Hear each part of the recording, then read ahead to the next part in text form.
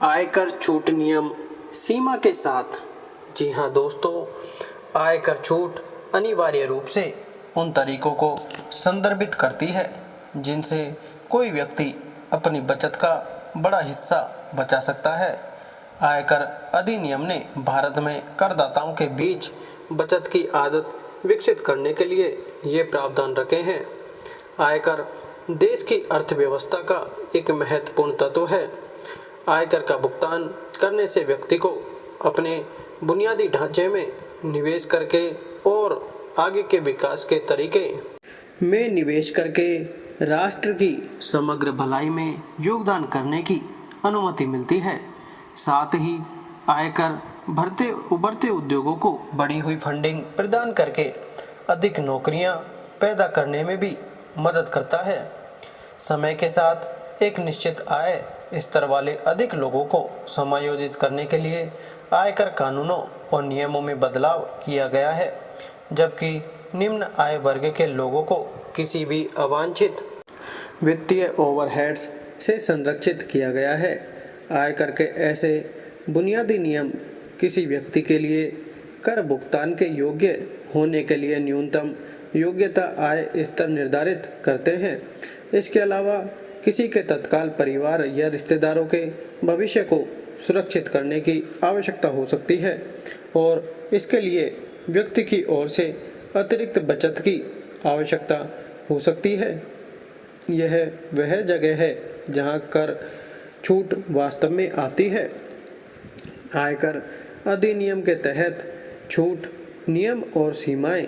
जी हाँ दोस्तों, कर नियमों के अनुसार आयकर पर दी जाने वाली छूट ऐसे तरीके हैं जिनसे कोई व्यक्ति अपनी कमाई पर अधिक बचत करने का प्रयास कर सकता है। ये प्रावधान लोगों को बचत की आदत विकसित करने, भारत के वित्तीय संस्थानों की सहायता करने और अपने लिए बेहतर वित्तीय भविष्य बनाने की अनुमति देने के लिए है। 2014 के वित्त अधिनियम के अनुसार पूर्ण कर छूट के लिए पात्र कर योग्य आय की सीमा को पहले के 2 लाख रुपए से बढ़ाकर 2.5 लाख रुपए कर दिया गया है। 2.5 लाख रुपए उसके बराबर वार्षिक आय वाले लोगों को आयकर का भुगतान करने के लिए विचार नहीं किया जाएगा। यह सीमा सामान्य आयु के नागरिकों के लिए है। वरिष्ठ नागरिकों के मामले में अधिक छूट वाली आय सालाना 3 लाख रुपए होगी और बहुत वरिष्ठ नागरिकों के लिए छूट में 5 लाख रुपए तक की वार्षिक आय शामिल हो सकती है। दिसंबर 2015 तक आयकर अधिनियम के तहत उल्लेखित आंशिक छूट में उपलब्ध परिवर्तनों को निम्नानुसार सूचीबद्ध किया जा सकता है। धारा 80 CCC CCD 1 के अनुसार अतिरिक्त कटौती 50,000 रुपये। धारा 24 के अनुसार आवास ऋण पर भुगतान किया गया ब्याज 2 लाख रुपये। धारा 87A के अनुसार आयकर छूट 5 लाख रुपए तक की आय के लिए 2,000 रुपये। भत्ता छूट। ये छूट नियोक्ता द्वारा प्रदान किए गए भत्तों को ध्यान में रखती है। इनमें टूर यात्रा भत्ता, टूर दैनिक भत्ता, शैक्षणिक अनुसंधान या प्रशिक्षण भत्ता, विशेष प्रतिपूरक भत्ता, उच्च ऊंचाई भत्ता, जलवायु भत्ता, उत्तर पूर्व यूपी के पहाड़ी क्षेत्रों, हिमाचल प्रदेश और जम्मू कश्मीर के लिए लागू भत्ते, सीमा क्षेत्र भत्ता भी शामिल हो सकते हैं।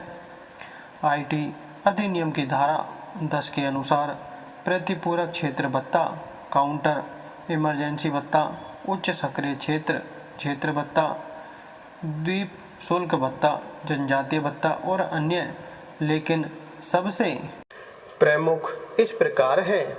मकान किराया भत्ता, यात्रा भत्ता छोड़ें या यात्रा रियायत छोड़ें, परिवहन भत्ता, बाल शिक्षा भत्ता, छात्रावास सब्सिडी। यह ध्यान में रखा जाना चाहिए कि ये छूट केवल वेतनभोगी व्यक्तियों के लिए ही है। आइए आयकर अधिनियम की उन धाराओं पर आगे बढ़ने से पहले उपरोक्त छूटों पर थोड़ा और विस्तार से नज़र डालें जो आगे की छूटों से संबंधित है। मकान किराया भत्ता।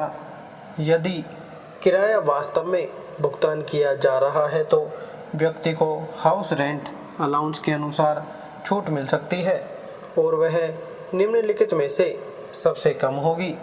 नंबर 1, वास्तविक मकान किराया भत्ता प्राप्त हुआ। नंबर 2, भुगतान किया गया वास्तविक किराया वेतन का 10% घटाकर। नंबर 3, वेतन का 40%, मुंबई, चेन्नई, कोलकाता, दिल्ली के मामले में 50%। यात्रा भत्ता छोड़ें या यात्रा रियायत छोड़ें यदि कोई कर्मचारी यात्रा और छुट्टी आधिकारिक या व्यक्तिगत कारणों से के दौरान खर्च के बिल के रूप में वैध प्रमाण प्रस्तुत करता है तो इस भत्ते से छूट दी जा सकती है। परिवहन भत्ता, इस पर कर छूट प्रति माह अधिकतम 800 रुपये तक की अनुमति है और छूट केवल कर्मचारी द्वारा निवास से कार्यस्थल तक आने जाने में किए गए खर्च के लिए मान्य होगी। बाल शिक्षा भत्ता, कर्मचारी के अधिकतम 2 बच्चों के लिए छूट प्रति माह प्रति बच्चा 100 रुपये है। छात्रावास सब्सिडी, कर्मचारी के अधिकतम 2 बच्चों के लिए छूट 300 रुपये प्रति बच्चा प्रति माह है। आयकर छूट के लिए आईटी अधिनियम की धाराएं अधिकांश लोगों के लिए छूट के उपरोक्त अवलोकन के अलावा यह समझना महत्वपूर्ण है कि आईटी अधिनियम की विभिन्न धाराएं आयकर छूट के मामले से क्या निपटती हैं और कोई उनका प्रभावी ढंग से उपयोग कैसे कर सकता है। विभिन्न अनुभागों और उनमें से प्रत्येक के बारे में संबंधित विवरण का उल्लेख आगे किया गया है। धारा 80C, जी हाँ दोस्तों, इस अनुभाग के तहत अनुमत कुल कटौती 1.5 लाख रुपये 80 CCC और 80 CCD एक सहित है। यह अनुभाग निवेश, बचत और कुछ व्यय से संबंधित है जो आयकर पर कटौती का लाभ उठा सकते हैं। उनमें से कुछ है। नंबर 1, जीवन बीमा के लिए प्रीमियम का भुगतान। नंबर 2, स्वयं या निकटतम परिवार के लिए आस्थगित वार्षिकी के लिए प्रीमियम या सदस्यता का भुगतान। नंबर 3, प्रीमियम का भुगतान सरकारी कर्मचारी को दिए गए वेतन से कटौती, वेतन का 20% तक सीमित, या स्वयं या तत्काल परिवार के लिए आस्थगित वार्षिकी के लिए सदस्यता। जी हाँ दोस्तों। नंबर 4, कर्मचारी भविष्य निधि योजना में योगदान। नंबर 5, सार्वजनिक भविष्य निधि में योगदान। नंबर 6, किसी भी मान्यता प्राप्त भविष्य निधि में योगदान। नंबर 7, डाकघर बचत बैंक में 10 साल या 15 साल की जमा राशि के माध्यम से किया गया निवेश। नंबर 8, मान्यता प्राप्त प्रतिभूतियों या जमा योजना जैसे राष्ट्रीय बचत योजना की सदस्यता के रूप में किया गया निवेश। नंबर 9, किसी भी अधिसूचित बचत प्रमाण पत्र, यूनिट लिंक्ड बचत प्रमाण पत्र जैसे NSC विल की सदस्यता के रूप में किया गया निवेश। 10, किसी भी म्यूचुअल फंड के ULIP unit linked insurance plan की सदस्यता के रूप में किया गया निवेश। नंबर 11, राष्ट्रीय आवास योजना द्वारा स्थापित निधि में योगदान। नंबर 12, किसी भी आवास ऋण के मूलधन का भुगतान। नंबर 13, भारत में स्थित संस्थानों में किन्हीं 2 बच्चों की पूर्णकालिक शिक्षा की ट्यूशन फीस के लिए किया गया भुगतान। जी हाँ दोस्तों, यह थी संपूर्ण जानकारी। ऐसी और अच्छी फाइनेंशियल जानकारी के लिए हमारे channel financial tips and knowledge को सब्सक्राइब करें, बेल आइकन जरूर दबाएं। धन्यवाद।